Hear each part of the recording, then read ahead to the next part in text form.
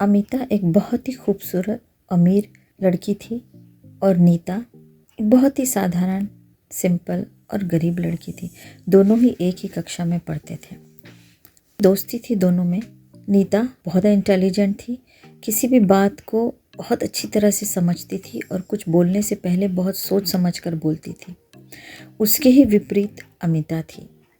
उसको अपनी सुंदरता का, अपने धन का बहुत ज़्यादा घमंड था। उसके दिल में जो भी आता था वो उसे दूसरों को कह देती थी।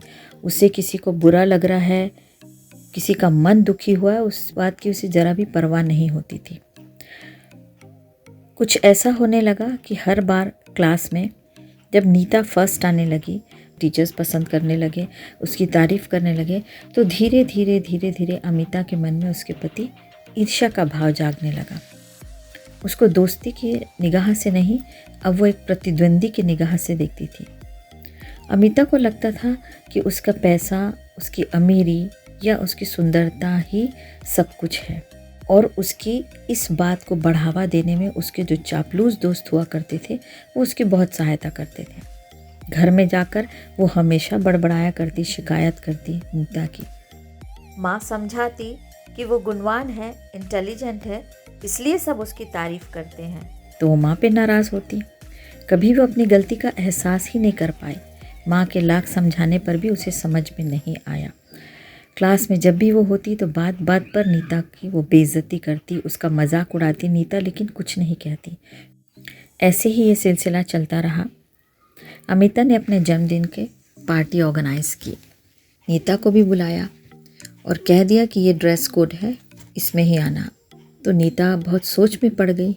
वो एक बहुत साधारण परिवार की लड़की थी। उसके पास इतने पैसे नहीं थे कि वो बहुत एक शानदार ड्रेस पार्टी के लिए खरीद सके। फिर भी किसी तरह उसने अपनी माँ से कहा। माँ ने उसे अपनी अलमारी से अपनी एक पुरानी सिंपल सी साड़ी ब्लू कलर की निकाल के दी। बोले, लो ये पहन कर जाना। नीता कुछ नहीं बोली, चेहरा मुरझा गया। माँ ने पूछा, क्या हुआ, क्या सोचने लगी?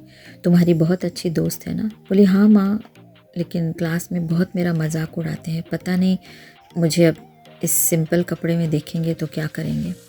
माँ ने कहा, कोई बात नहीं, जीवन में कपड़ों से, पैसे से किसी को अट्रैक्ट करना वो ज़्यादा समय तक नहीं चलता है। लोग तुमको तुम्हारे व्यवहार से, तुम्हारे गुणों से, तुम्हारे आचरण से ज़्यादा जानेंगे। किसी तरह हिम्मत जुटाकर नीता वहाँ चली गई। उपहार स्वरूप उसने कुछ गुलाब के फूल लिए। जब फूल उसने दिया अमिता को और यही कहा कि हमेशा इस फूलों की तरह मुस्कुराती रहो, तो अमिता ने हंस के ले तो लिया और एक कोने में फेंक दिया। बहुत दिल दुखा नीता का।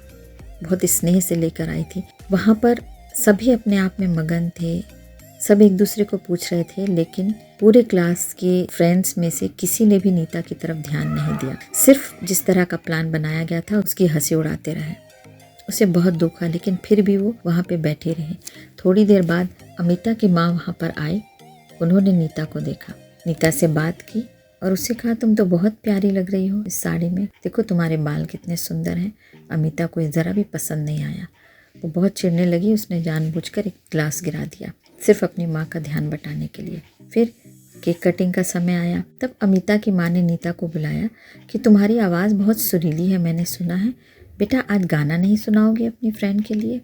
नीता ने एक गीत गाया। जितने भी लोग वहाँ पे थे सभी मंत्रमुग्ध हो गए उसकी मीठी सुरीली आवाज़ सुनकर। अमिता की माँ ने उसे गले लगा लिया और बहुत बहुत धन्यवाद दिया। और फिर पार्टी के बाद नीता अपने घर आ गई और उसने सारी बात अपनी माँ को कह सुनाई कि वहाँ पार्टी में क्या हुआ। माँ ने कहा, देखा ना, मैंने कहा था कि ये तो सिर्फ एक छोटा सा उदाहरण है। ऐसे बहुत से पल तुम्हारे जीवन में आएंगे जब तुम्हें लगेगा कि नहीं, मैं उससे कम हूँ, मैं उससे कमज़ोर हूँ। क्यों? क्योंकि तुम्हारे पास बहुत अच्छे महंगे कपड़े नहीं हैं, महंगी महंगी चीज़ें नहीं हैं, तुम्हारे पास बहुत पैसे नहीं हैं। ये सारी जो चीज़ें हैं ये टेम्परेरी होती हैं, आज है कल नहीं। लेकिन तुमने जो वहाँ पर गीत गाया है, तुम जो अपनी मधुर वाणी का स्वर वहाँ पर छोड़ कर आए हो, वो बहुत समय तक लोगों के कानों में गूंजेगा और वो तुम्हें उसी से याद रखेंगे और हमेशा तुम्हें चाहेंगे। इसलिए कभी भी किसी भी बात पर, चाहे वो आपका गुण हो, चाहे वो आपका पैसा हो, चाहे आपकी सुंदरता हो, किसी भी चीज़ का ज़्यादा घमंड नहीं करना चाहिए, क्योंकि घमंड उस भारी पत्थर की तरह होता है जिसे जीवन रूपी नदी में जब डाला जाए तो वो अपने ही भार से डूब जाता है।